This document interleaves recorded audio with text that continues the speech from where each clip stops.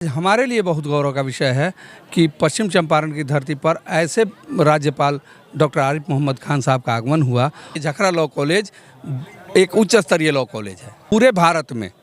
अब अगले 3 साल तक कोई लॉ कॉलेज का गठन नहीं होगा। मैं अभी ना मौजूद है बेतिया के ऑडिटोरियम में और यहाँ पे आज माननीय बिहार के राज्यपाल मौजूद हैं और देख सकते हैं यहाँ पे कि ईश्वर शांति महाविद्यालय का जो आज लॉ कॉलेज का ओपनिंग भी उनके द्वारा शुभारंभ किया गया। हम जानने का प्रयास करेंगे जो कि हमारे समक्ष श्री सदन शरण जी जो कि एडवोकेट हैं और विद्यालय सचिव भी हैं जो कि मौजूद हैं। आपका स्वागत है। धन्यवाद, बहुत बहुत धन्यवाद। पश्चिमी चंपारण में कहा जाए तो अभी तक कोई लॉ कॉलेज नहीं था। पहली बार चंपारण को एक बहुत बड़ी सौगात जो कि आज मिली है, लॉ कॉलेज जो कि ईश्वर शांति क्या आज शुभारंभ जो कि माननीय राज्यपाल बिहार के किए यहाँ पे, तो क्या करेंगे उनके बारे में? ये पश्चिम चंपारण के लिए एक गौरव का दिन है आज कि राज्यपाल महोदय जो हैं एक मनीषी और अति विद्वान व्यक्ति और विषयों पर पकड़ इतनी अच्छी है, अध्ययन इतना अच्छा है कि हम लोगों को वो आ करके चंपारण में उन्होंने गौरवान्वित किया। यह आज हमारे लिए बहुत गौरव का विषय है कि पश्चिम चंपारण की धरती पर ऐसे राज्यपाल डॉक्टर आरिफ मोहम्मद खान साहब का आगमन हुआ। और सबसे बड़ी बात है कि किसी भी निजी आयोजन में किसी भी राज्यपाल का इस बेतिया की धरती पर यह पहला आगमन था। इससे लिए और भी मतलब हर्ष का विषय है। ये चंपारण में लगभग सभी चीज़ें अवेलेबल थी, लेकिन आप लोग के सौजन्य से, आप लोग के प्रयास से जो आज लॉ कॉलेज खुला यहाँ पे, इसका जैसे कि सेशन कब से चालू होने वाला आपका है? सेशन की बात है, सेशन इसका 2025 से ही चालू है। अभी अस्थायी मान्यता मिली है। नियम है कि किसी भी उच्च संस्थान का एफिलिएशन 2 सत्र के लिए मिलता है, अस्थायी संबंधन, और उसके बाद यदि गुणवत्ता पर आप खरा उतरे तो उसको परमानेंट एफिलिएशन फिर मिलता है। तो अभी 2 सत्र के लिए 2025 के लिए और 2026 के लिए ये मिला है।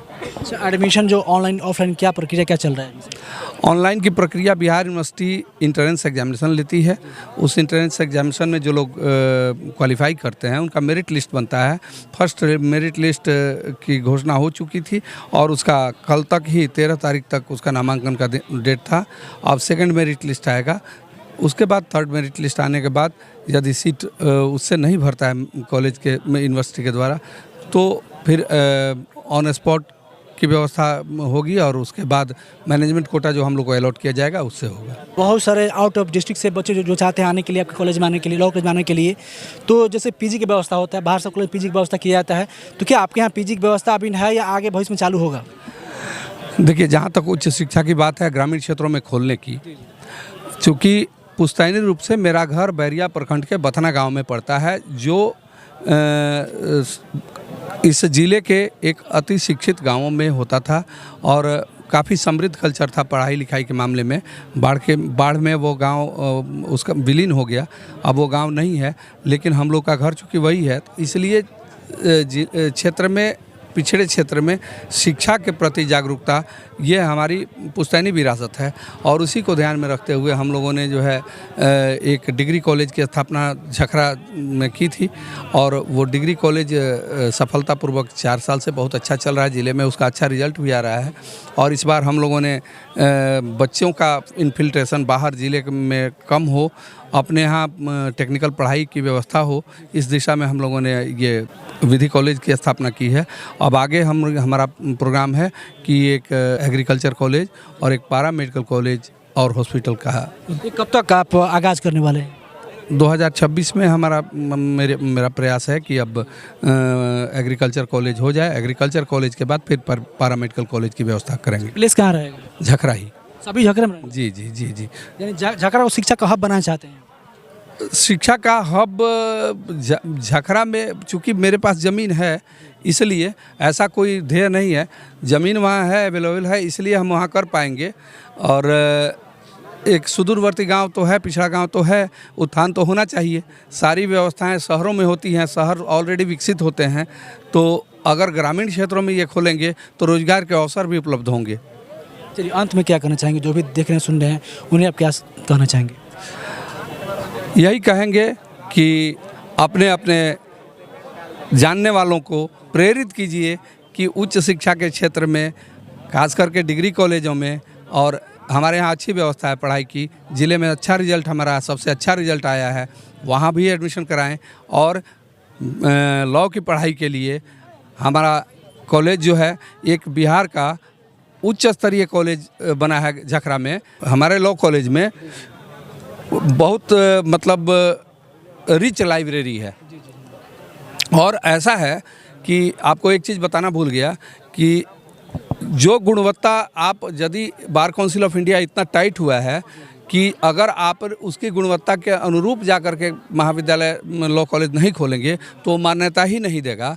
तो सब कुछ देखने के बाद हमारा मूट कोर्ट जो है, मैं नहीं समझता कि बिहार के किसी लॉ कॉलेज का मूट कोर्ट हमारे मूट कोर्ट से बढ़िया होगा। लाइब्रेरी भी हमारा काफ़ी रिच है, लॉ कॉलेज का रीड होता है ये। फिर हमारे यहाँ लीगल एड क्लिनिक है जिसको हमने DLSA से, जिला न्यायालय के DLSA से हमने अटैच कराया है। और हमारा कोशिश है कि वहाँ पे निराकरण भी निःशुल्क व्यवस्था लोगों को मिले, इस दिशा में भी हम काम करेंगे। और हमको मान्यता देने के साथ ही बार काउंसिल ऑफ इंडिया ने एक चिट्ठी निकाली जिसके आलोक में पूरे भारत में अब अगले 3 साल तक कोई लॉ कॉलेज का गठन नहीं होगा। और हर प्रदेश सरकार को और हर यूनिवर्सिटी को उन्होंने ये पत्र भेज दिया है। और इतना ही नहीं है, नए कॉलेज का गठन नहीं होगा, यही बात नहीं है।